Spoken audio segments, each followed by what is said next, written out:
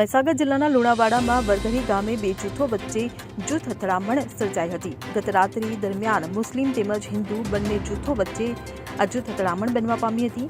જૂથો વચ્ચેના અથડામણના મારામારીના વિડીયો પણ સામે આવ્યા છે। ત્યારે લાકડીઓ વડે હુમલો કરી યુવકોને માર મારી ગંભીર ઇજાઓ પહોંચાડવામાં આવી હતી। માથાના ભાગે તેમજ શરીરના ભાગે માર મારતા યુવકો ઇજાગ્રસ્ત થવા પામ્યા હતા।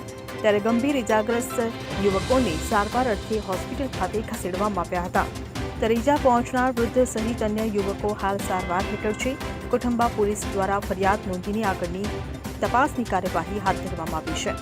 હવે જુઓ દેશ દુનિયાની તમામ ખબરો તમારી આંગળીના ટેરવે।